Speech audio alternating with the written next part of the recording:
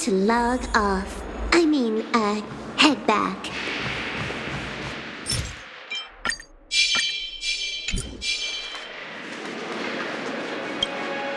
How does it feel to be in business with Aventurine? I bet you're not used to it. That's just his style. All or nothing is his mantra. He's always cozying up to his clients while egging them on to undertake some dangerous assignment with him. But everyone has their merits, so I won't comment further. But Aventurine's luck has always been good. He's always closed all his cases without a hitch and basically never lost a gamble. Which is why, on the issue of retaking Penacony, I'm watching with keen interest. Of course. It's business after all. What's important is where you're seated at the table. As for the 2 cases, apologies, but I don't have much info on them either. All I can do is ask you to keep digging for more details. Please, continue to investigate the case. All I can do is sit tight in the real world. I look forward to hearing your progress.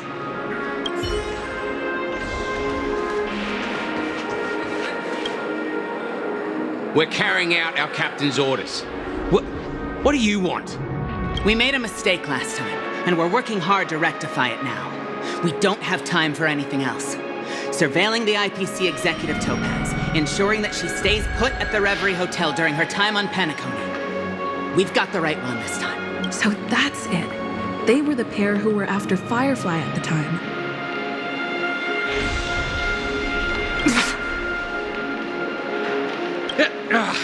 It's you again. Back for more trouble? We're not afraid of you this time. Well, spit it out. Stop bothering us if you've nothing important. So you know each other. Why do you keep running into people you've beaten up before?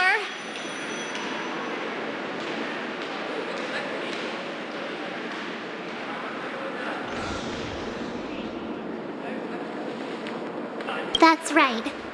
We're investigating a murder for the family.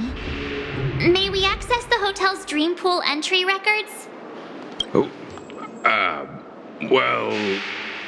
Hey! The security officer instructed everyone to shut their traps before he returned from Dream's Edge. What murder? You'd better stop spouting nonsense. Yeah, that's right. We have nothing to report. Please leave. Looks like they're not going to cooperate. But they did at least tell us that the captain is at Dream's Edge. Why don't we just look for the security officer then? It's probably Gallagher, the one she mentioned, right?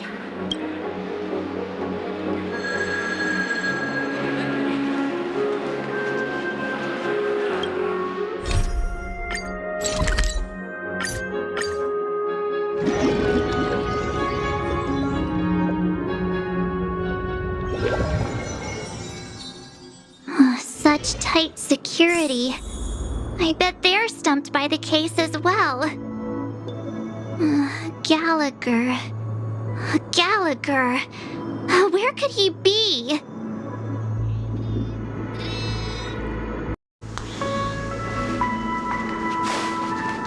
Constructing dreams. Dreams are supposed...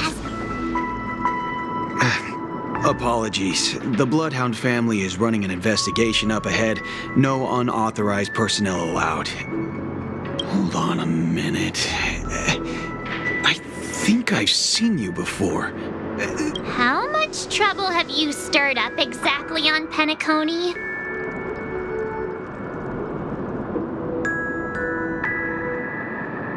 Not possible.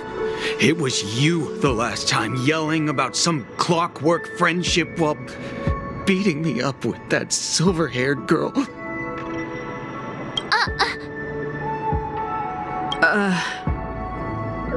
I'm not letting you get by this time. Please leave, or I'll have to get on my knees and beg you. Huh? What kind of heinous crime have you committed now? Hold on, sir. We have documents authorized by the family that would aid your investigation. If it wouldn't trouble you, could we see this, Mr. Gallagher? Who exactly is this Gallagher you keep talking about? There've been a few people mentioning this name. Even the one with the gray hair. He didn't send you all here? It was the security officer who dispatched us. That's all I can divulge. He'll do. He's the one we've been looking for. Sorry, no can do. The boss said that since it's a matter of the family's reputation, no one's allowed through. Everyone, please leave. There's really no need for us to make things difficult for each other, right? We're really sorry for troubling you. Let's think of another way. Another way. That's it! Didn't they say something about that? What was it? Clockwork? That got this guy to change his mind? Can you perform it again? That, clocky magic.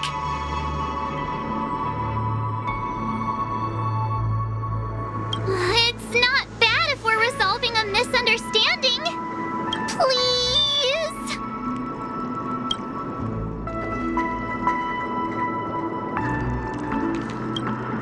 Sorry, no can do. The boss said that since it's a matter of the family's reputation, no one's allowed through. Everyone, please leave. There's really no need for us to make things difficult for each other, right?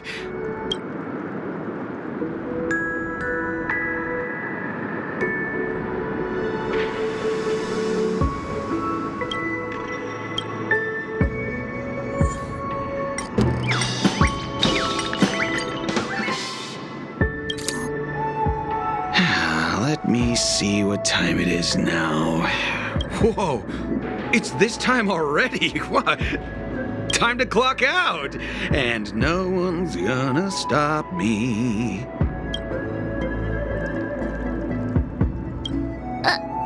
What?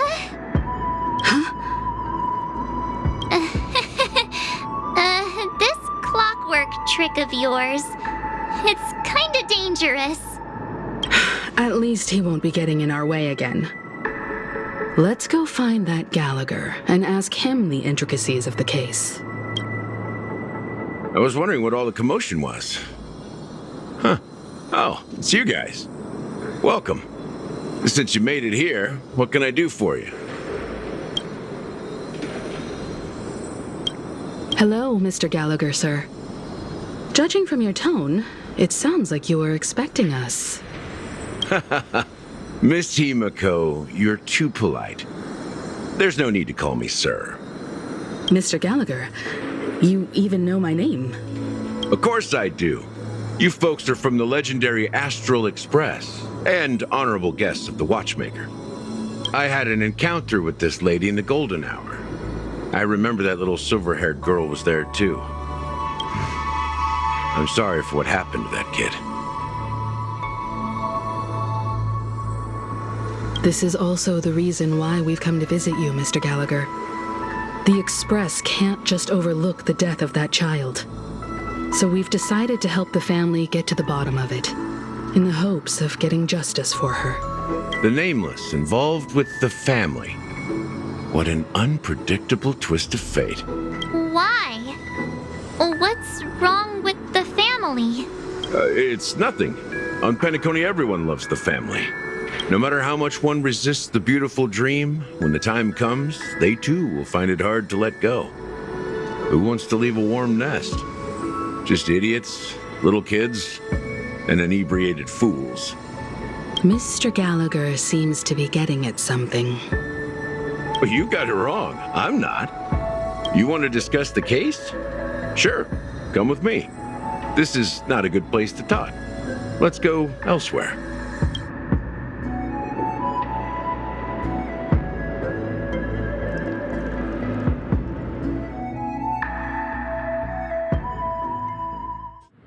Even after that chilling tragedy, this dream is still running effortlessly.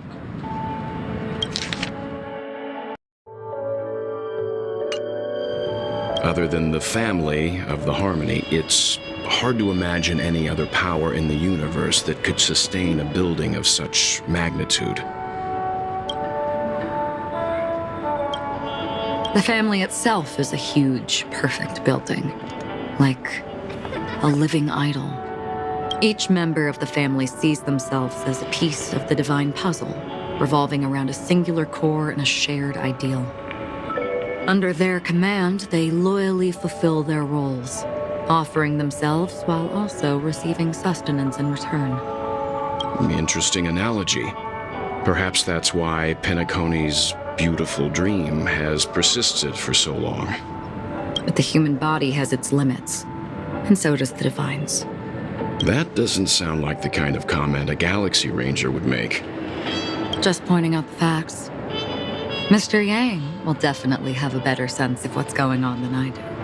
Why do you say that, Miss Acheron? The beautiful dream is crumbling. But not because of a particular eon, a particular faction, or a particular visitor. Its collapse stems from a certain inevitability of human as people immerse their souls in the dreamscape, where consequences and pain cease to exist, and only ease and pleasure prevail. They draw closer and closer to necrosis. Regardless of the perceived bliss, death looms as the inevitable conclusion. Also, this necrosis will diffuse and spread. One piece of the puzzle's mutation will eventually cause the entire building to shake, break, and crumble. In the end, the dreams that people built in the name of freedom became the cage that imprisoned them. I'm sure you've gained a lot from this trip, Miss Acheron. Are you willing to share your findings with me? Of course. That's if I remember.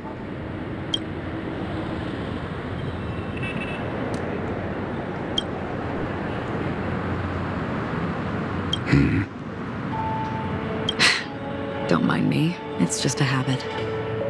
Owing to events in the past, I've become easily forgetful. It's only when this sword is unsheathed that those hazy memories start to become clearer. Take your time. That should do it. I vividly remember everything that occurred on Penacony. Ask away. The moment of daybreak. I've heard that's where the Dawn Factory, which processes the foundation of the dreamscape, is located. Behind the dreamscape's song and dance stand many imagination factories. Workers create all kinds of whimsical works day in and day out in their dreams. Then they return to reality and sleep on a narrow bed in a room. A far cry from luxury. They say it will suffice. Experiencing the bizarre and motley dreamscape is the best reward. There I encountered a young woman who had just come of age. The perfect time to indulge in beautiful dreams. Her greatest wish was to one day move to the golden hour and see the magnificent garments she had woven with her own hands. For certain reasons, her wish was difficult to fulfill. But I managed. Gilded Hour. It's said to be Penacony's currency center. Yes. It is a fortress-like financial city, the economic heart of the dreamscape. The Pepeshi people of the Alfalfa family are there to keep it running, sending blood that is made from money everywhere on Penacony. Everyone there is exquisitely dressed and always in a hurry. The greatest wish of the local Pepeshi people is for their future generations to work in the Gilded Hour. I've never met anyone who is willing to talk. I could only stand at the crossroads, watching crowds of people hurrying like the wind through the jungle of steel, only to deposit the alfalfa credits that they'd earned into the bank's vault. I don't know if they would open the vault door, but before I left, I witnessed a well-dressed Pepeshi person plummet from the sky, while those around him continued on their way, unfazed. I hear the Blue Hour is very romantic. Do you have any tales to share? Perhaps Mr. Yang has heard. There's a large boat called the Eventide, anchored along the Sea of Dreams, where soft music and dancing persist endlessly every night. I ran into a wizened lady there. She was at the dock, waiting for her long-departed lover to return, waiting for countless hours within time that stood still. In the humid sea breeze, she spoke of her own youth. Like many who desired wealth and love, they came to Penacony to pursue their dreams. Alas, her lover's consciousness was lost in the dark depths of the Sea of Dreams. Finally, she suggested we continue our conversation on a boat in the shallows. I agreed and boarded the boat with her. But she never said anything. Her eyes absent-mindedly gazing at the horizon for what seemed like forever. Finally, we retreated to the beach. The dreamscape of chic, luxury, and consumerism, the moment of dusk. My companions have been there too. Then you all must have seen those who are attempting to realize their dreams. Or have realized them, scattering money as if it were dust and betting it on all or nothing. I saw an Intellitron there who was preparing to auction himself. When someone wins a bid under stipulated periods and rules, he would do the buyer's every bidding, becoming that person's very possession. That Intellitron had been auctioned off 12 times, and I participated in his 13th. That was the grandest banquet I had ever attended. But never again did anyone cast another glance at him. This time around, there were no successful bids for him.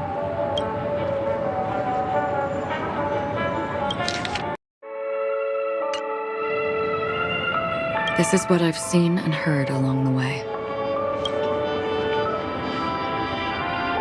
Someone once said to me, Penacony wasn't like this a long time ago.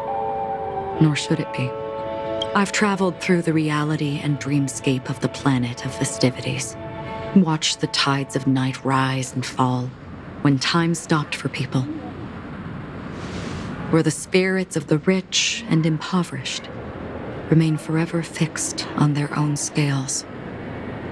This is why I think the collapse of the beautiful dream is inevitable. There might be a way to change everything. Perhaps. But if this is indeed the world that people desire, if this is precisely why life chooses to slumber, should we still seek to change it?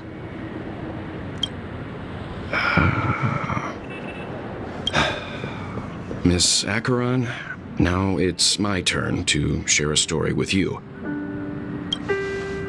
There was a man from my homeland who, at a time when the world was grappling with deep, unhealable pain, made a choice. He wove together the dreams of everyone in the world, linking people's dreamscapes, and shouldered this burden himself. From this, he created a giant, a spiritual atom. And since that moment, the giant stood between heaven and earth, becoming the pillar of the world's existence. As a price, those who found it hard to move forward, who could not advance, forever lost their future. They slumbered in a dream, devoid of disaster and pain, living out their days peacefully in the man's created utopia. And it is because of the wishes of those people who wished not to awaken that this spiritual atom became unbreakable.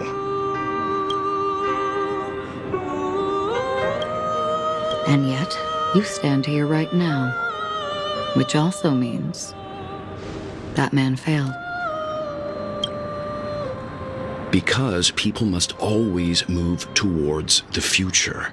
Even if human weaknesses make them pause when they truly cannot move forward, humanity will eventually seek a way to save itself. And that man, he was never a failure. Like everyone in that world, he etched the possibilities of human nature into his heart.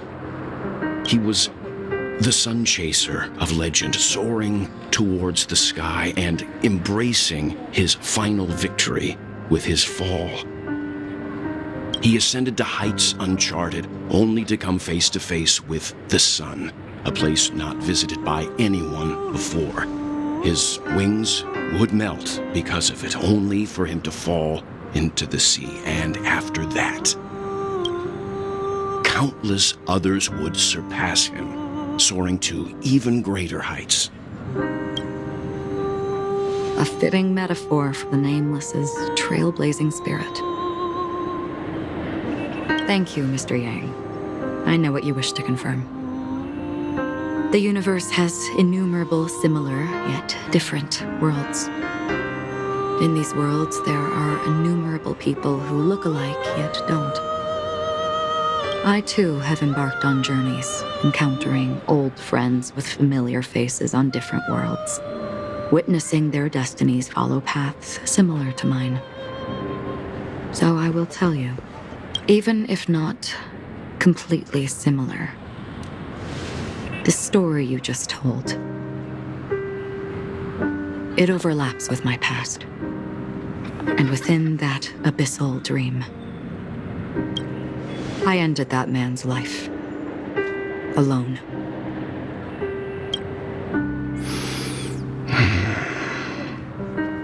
I am not who you think I am, nor will my home be as fortunate as your world. I am sorry. It's fine. I don't mind, so long as I can alleviate your suspicions. There's something I still wish to know, Miss Acheron. Under that representation of the hunt, exactly what sort of power is it that has motivated your solitary journey thus far? Mr. Yang, before answering that question, I wish to continue the previous topic. I like your analogy very much. Indeed, birds are born to fly. But in a distant past, their ancestors could only gaze at the sky in envy. They saw that faraway ray of light from above the heavens, piercing through the clouds and blanketing the earth. And so, time and time again, generation after generation, the birds spread their wings and took to the sky, attempting to touch its ceiling, all because the sun was there. Then, what if the last bird finally soars into the sky, only to realize that the end of the light is not the sun, but darkness? Then why, exactly, do we even walk towards the light?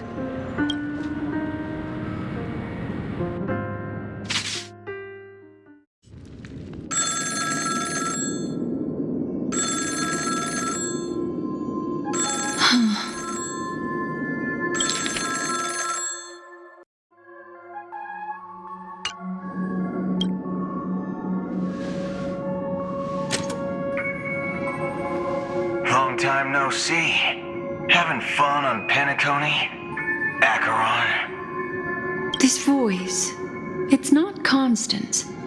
Could it be her companion? Though I don't know exactly what you are, or what you're up to, my bullets will find you.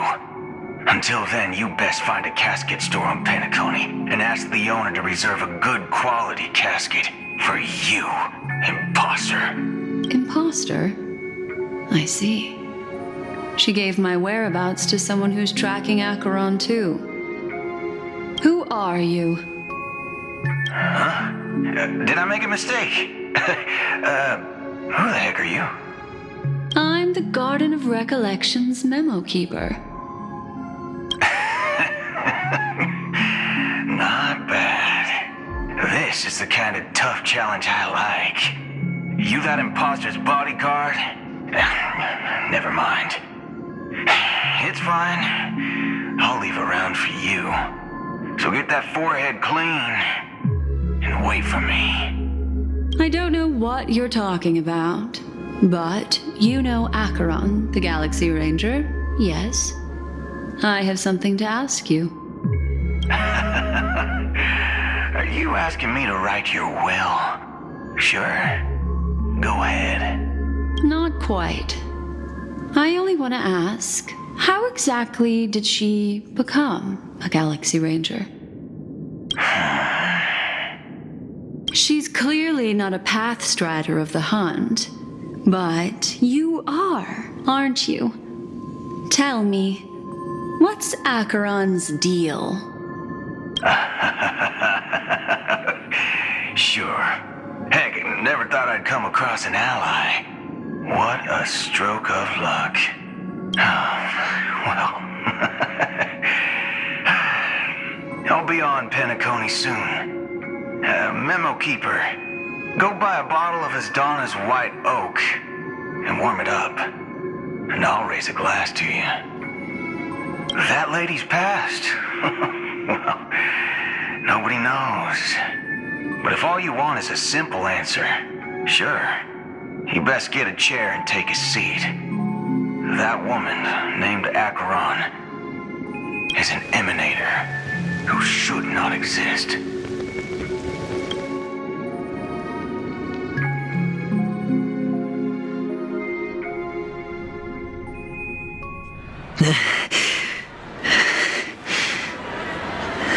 You look pale. Or is that also part of your act? I didn't think you'd have the nerve to show yourself. I thought this was exactly what you wanted. After all, I faithfully fulfilled my duties as you instructed. Just tell me if you can't hold on any longer. So, the genius of the Council of Mundanites wants to be my Undertaker now. My... what? What an honor. Yes, and I'm pretty sure the people at the Strategic Investment Department would love to be notified of your death in due time. But let's not forget, you won't be seeing them, because I'm the manager of this task.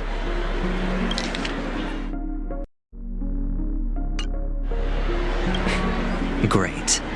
Then tell your people that Aventurine is ready to go in 17 system hours. Oh, you've got a lot of nerve. How exactly do you plan on completing your task while your hands are tied by the Harmony? My conversation with Sunday convinced me that there's a traitor in the family, and that they hold the secrets of Penacony. So, I took the opportunity to set everything in motion. I even managed to recover the gift money. Things haven't gone this smoothly since I walked through the doors of the Reverie. Now I'm only one step away from victory. Let's just wait and see. Sounds like a very elaborate way of saying that you failed. That's all I can say. Have you forgotten, Doctor?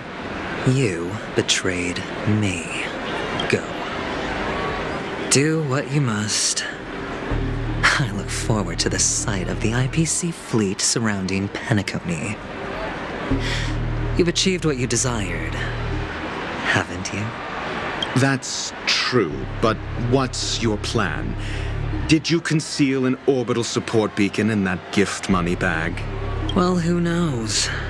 Maybe that's why I'm handing out cash even when I'm about to bite the dust. You are indeed a gambler. An insane one at that. Maybe I am. Who knows?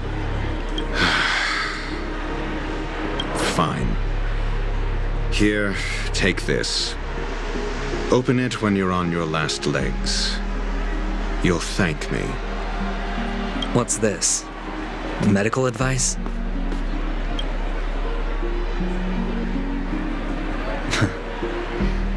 You catch on pretty fast, Doctor. Asking me to solve a case without giving a single clue. How typical of you, you wing-headed scoundrel. But the way you're all on edge about that stowaway, it's just as I guessed it would be. As for now, let the rain of wealth from the IPC fall evenly on everyone.